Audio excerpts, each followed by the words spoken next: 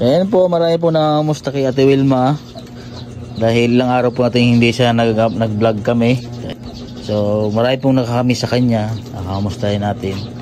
Ate Wilma, how are you today?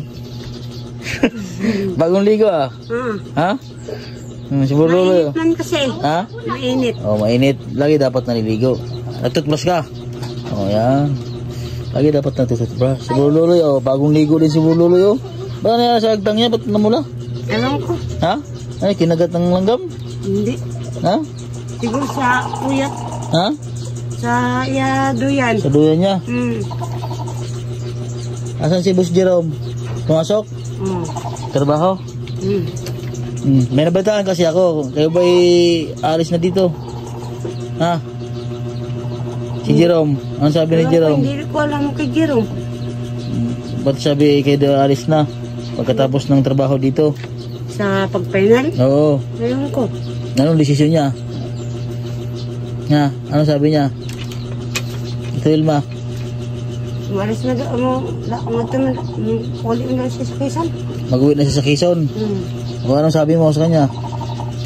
At ang pagtawag ni Mama Gigi niya. Oo, nagtawag. Makausap. Si Mama Bibi. Kausap niya nga. Ano eh, kanang muuli daw. Paulihan daw may sa Quezon. Sabi ko, hindi ko muuli nga na, oy. Sabi ni Mama Gigi, pag di muuli si Wilma Jerome, ikaw. Oh, ano sabi niya? Pag ni Jerome, ibilin ko ni si Wilma sa Batangas, huwag di siya muli na. Sa bagay pa Jerome, ibilin ko ni sa Batangas kay kanang may perme man kadabon, perme man muhatag si rin sa aming bigas. Di man ko ani mo lunong sandire. Ay pag doon sa Quezon, pag doon sa Quezon, kung saan pang magkuha sa palay, kay magpalay man na sila. Tapos alis pa ng alis. Magpagaling pa.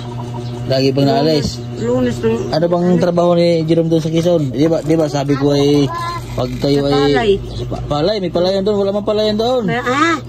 Meron ha kay Kuya ano. Hindi siguro, wala siguro sila sa San Andres. Baka doon sila sa... Hagunghong. Katong... Ang palayan nila sa bukid. Kaingin. Nasa baybay.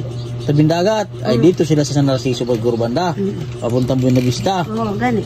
Hindi mismong San Andres mismo. Kasi sa doon San Andres wala man dong palayan. Puro man bundok doon. Naman sila sa si Mama Gigi. Kanyugan man yun doon. Kanyugan nila ni ano nila Ate Gaga. Paano pag iiwanan kayo doon ni Jerome? Gutom. Nasa si Jerome, kaya namin yung ayaan. Nasa inyo yun. Di ba sabi ko ay paparalin ko ang mga anak nyo. Si Dodong. Nga ni Mama Gigi, si Dodong dalahon, pati si Joshua. Sa bagay, si Bululoy ang ako. Dili lang ko. Hindi kayo magutuman? Hindi ko magutuman. Yung panigiram, hindi ka muli sa Quezon Wilma. Ako lang mga ito. Nakay ko. Bahala ka. Pero magbalik siya dito pagkatubuhan naman. Ambot. May balik pa na kasi. Kasi pakuyugon na ni Mama Gigi si Jerome kay Insanine. Sa anong trabaho?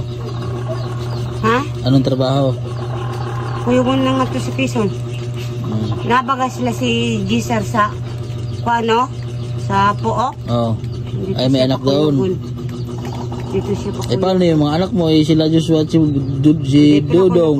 Paaralin nga natin para makapag-aral Hindi ako lang pakuyugon. Yung makapag-aral, mga bata, kawawa naman. Hindi naman yung makapag-aral si Joshua, no? Pagsalita na si Joshua, paaralin natin yan. Joshua, si Burluloy, guwapo pa naman ni Burluloy. Paaralin natin si Burluloy. Anong Boss Jerome? Papunta daw siya. Ang utang niya? Pagpunta dito Jerome, kahit ako pakag-utang. Nga pa ni Jerome.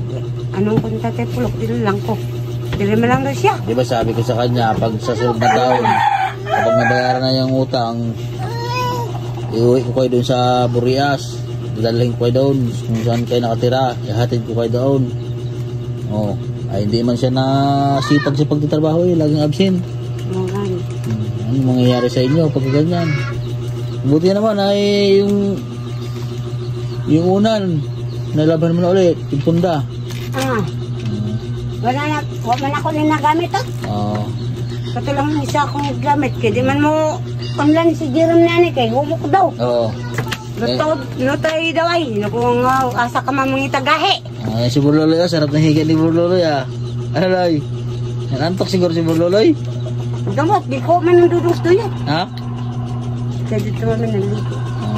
Ligo, ura man doon kadal. Ayan, sa inyo po mga kabayan, pinuntahan ko si Wilma dahil nabalitaan ko nga na sila daw ay aalis na dito, pupunta ng Quezon pagkatapos ng trabaho ng asawa niya. So, yun po at ay siyempre desisyon po nila yung mag-asawa na sila po ay kailangan naman pong pigilan po natin. So, yung inisip ko lang po, baka pag nandun po sila ay pinapabayaan na sila ni Jerome. Iwan-iwan na lamang, gutom na naman. Hindi na ko kadawat nga siya. Wala nang hindi ko na rin po sila madadala doon para dala ng bigas. Kalalain noon. Wala, puntahan ko kayo doon para dala ng bigas. Ang lain noon, 8 hours ang biyahe. Di ba? Ayan, sa inyo po mga kabayan. Paki-like and share po ako sa aming mga vlog. God bless po sa inyo. Ingat po lagi paghapon, nasa panahon po ngayon. Napakainit po.